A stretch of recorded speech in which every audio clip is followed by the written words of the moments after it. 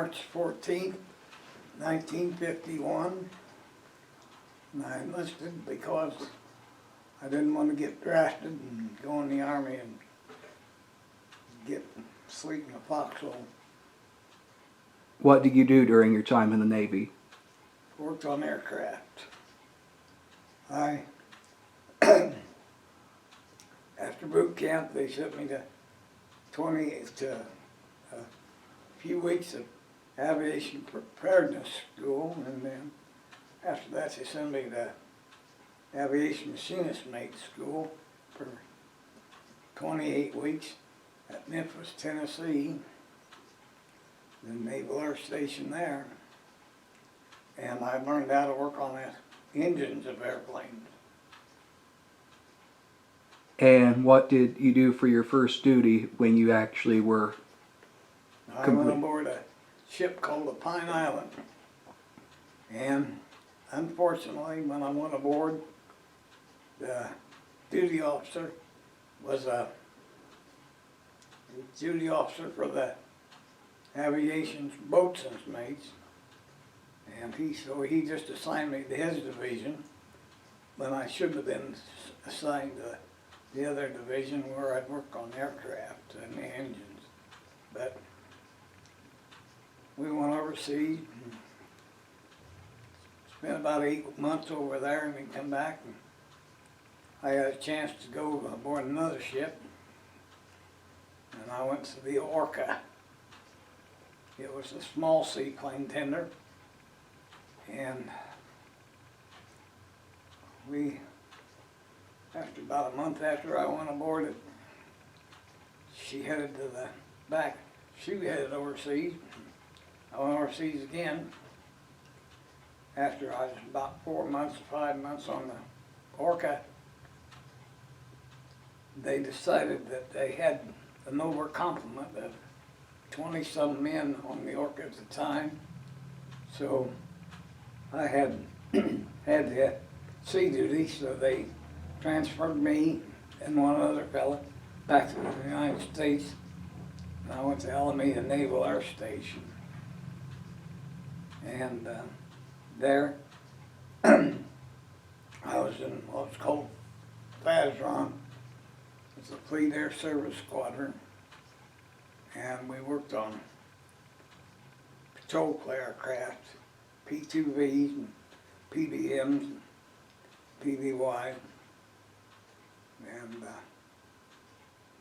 I was there till I dislocated my shoulder. And after I was in the hospital with my dislocated shoulder, I went to fighter squadron, and I was a plane captain of a jet fighter there, and I spent 3 weeks in mess cooking then. 3 months, and it was a real interesting job in the galley, and everybody that was an enlisted man before he got out of being an airman, he'd end up spending 3 months working in the galley someplace or other. But anyhow, that was all right. And what did you do after that? And well, let's see, got to stop and think a little bit. I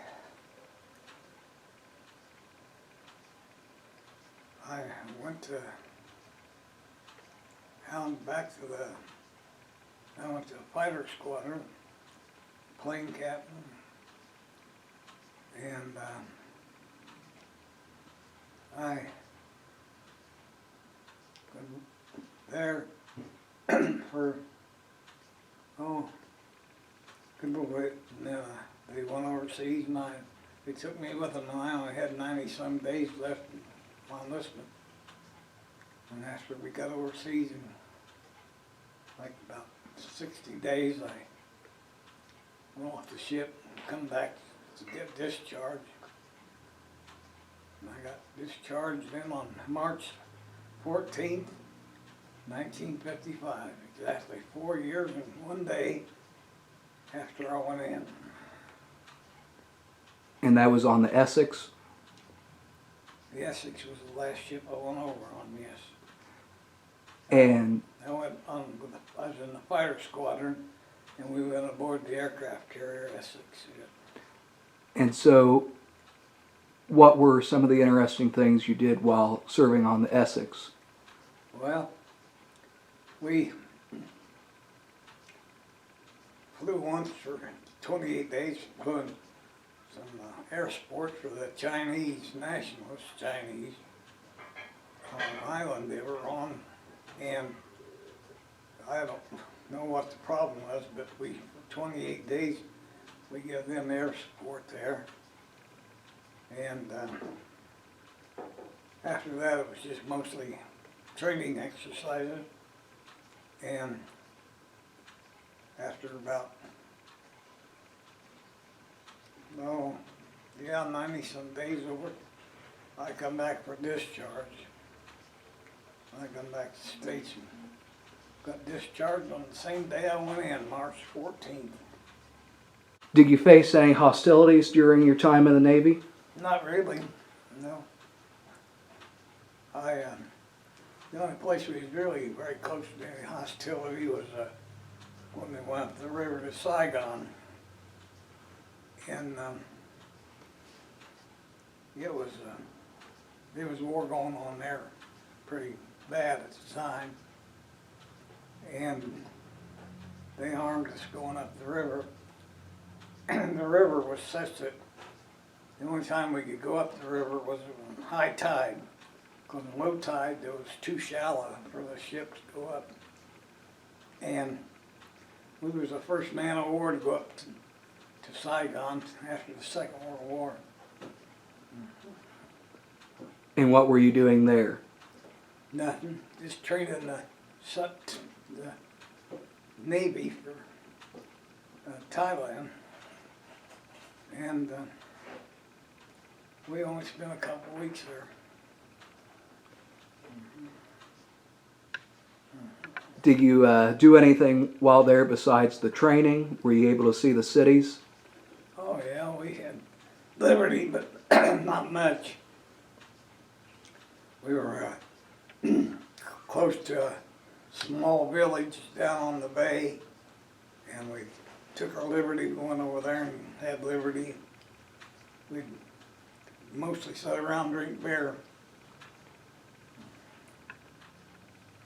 Now, that surprises you that your grandpa would drink beer, don't? Were there any other interesting encounters during the Navy for the city life? Not really. I spent in the Orca, we went to Hong Kong and was station ship there for a while, a month and a half or so. That meant we just stayed in the bay and we took pictures of every ship that come in that was flying flags from a communist country. And we'd record the names of the ships and take pictures of them. And we stayed there in Hong Kong, like I say, for about a month and a half. Were there other places you went and docked to see, or? Oh, yeah, we always stopped in Yokosuka, Japan, it seemed like, every time we went overseas.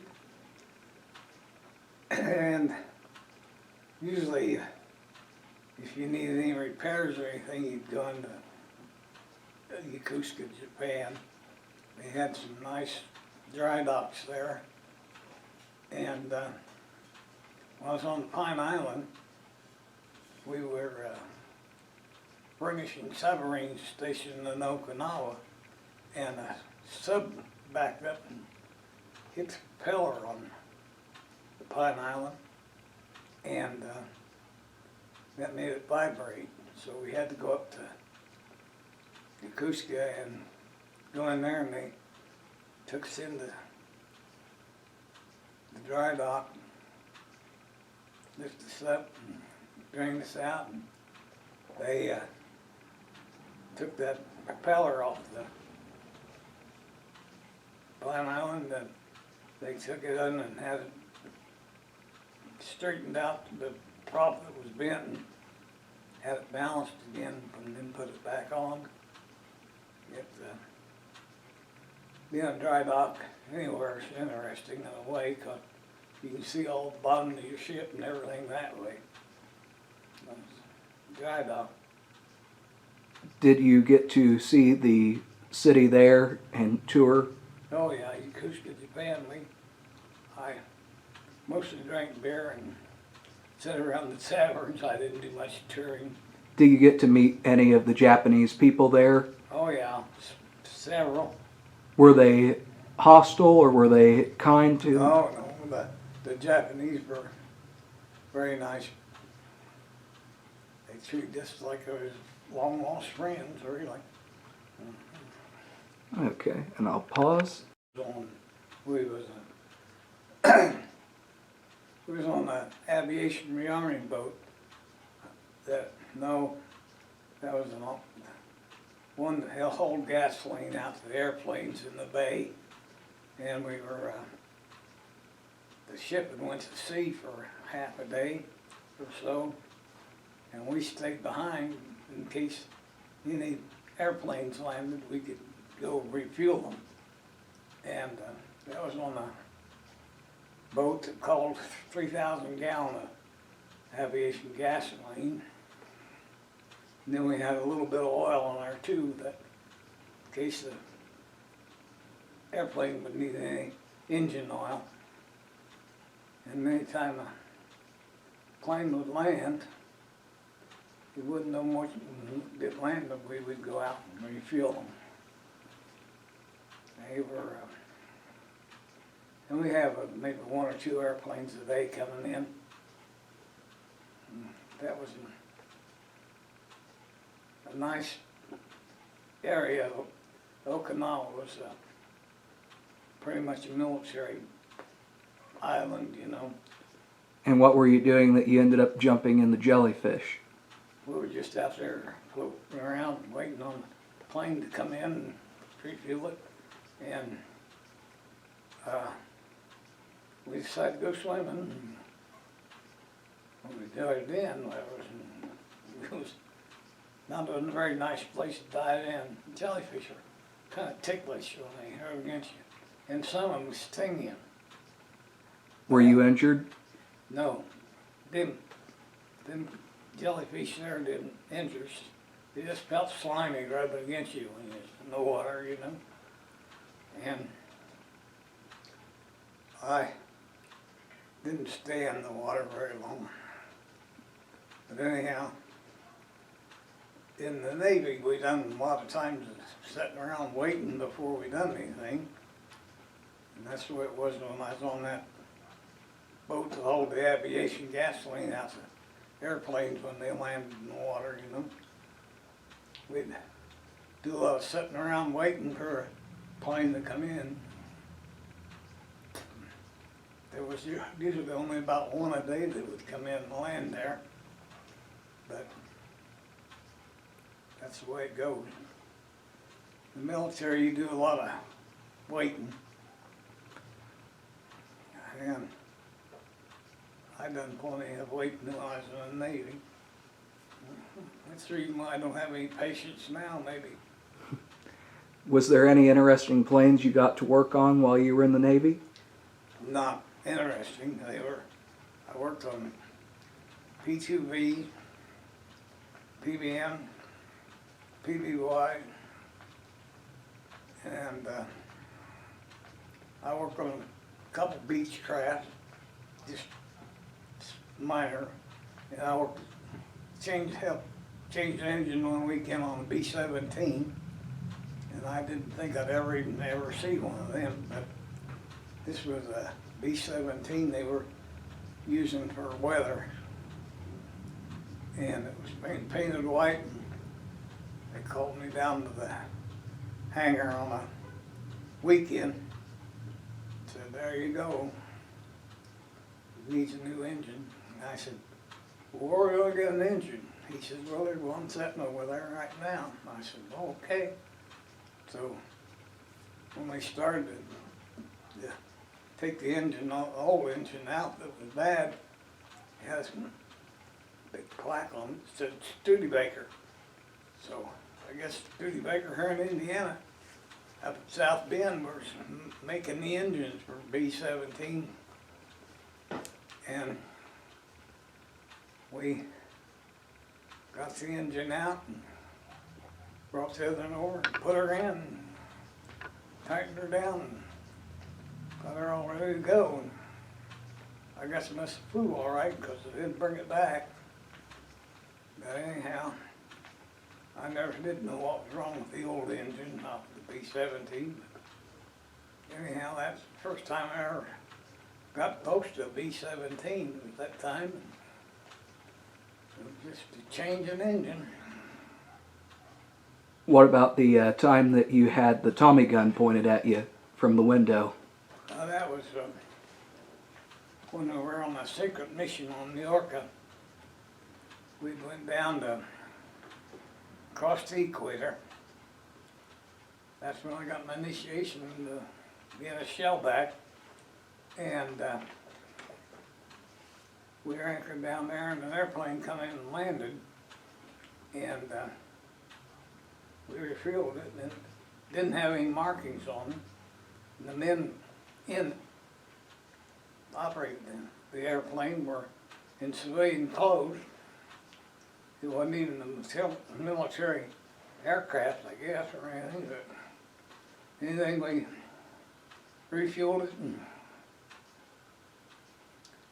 took off then in a little while. And it was extra heavy, the airplane, because we had to put JADO on it to get it up off the water. And then a little bit later on the next day, I think it was, an airplane come back and landed, and we refueled it. And it was that extra heavy also. We had to give them JADO to get them off the water. What's JADO? It's a jet-assisted takeoff.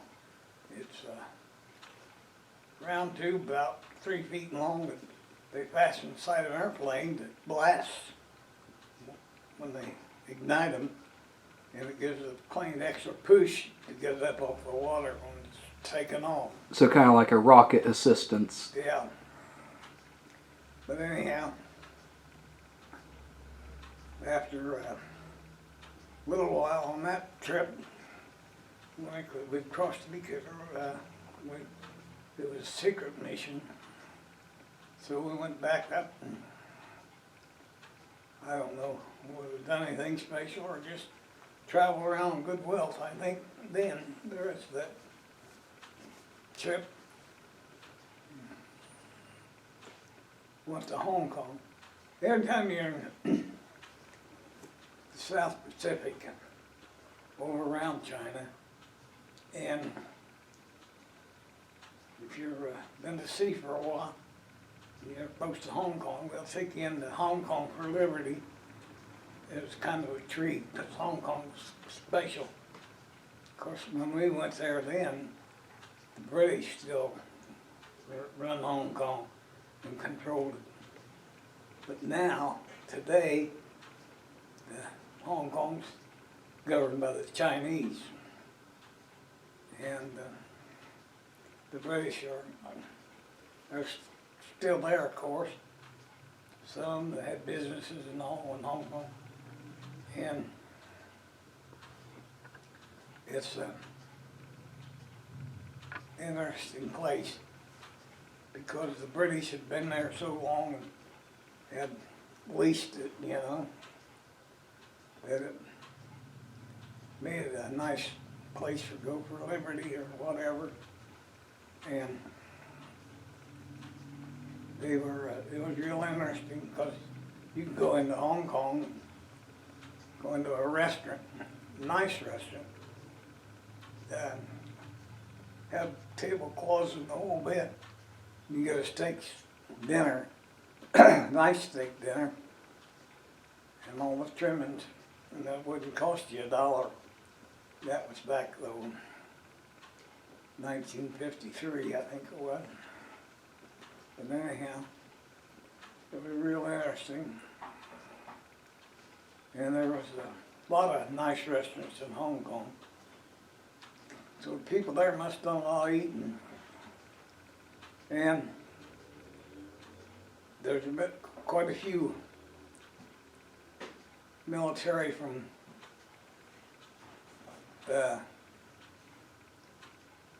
Australia and Scotland, Ireland, and Great Britain, and they were all the military from them countries were great beer drinkers. So we'd go on liberty, we'd usually start drinking and talking to a couple, three of them guys, and they were good military also, and had spent a lot of time in the service, most of them. Tell about the time that one of your friends started singing a song and you were scared that they were going to start a fight. Oh, I was with a man named McNamara. He's from Brooklyn, New York, and he's Irish through and through. And we was in a bar in Hong Kong one day, and there was some sailors in there, and I thought they were British, but it turned out they weren't. They were Australian, and he started singing when I was in Ireland. There was something going on, and making fun of the British. I thought we was going to get a good fight started, but these other guys were agreed with him. They were from Australia. They weren't from around the Great. Okay.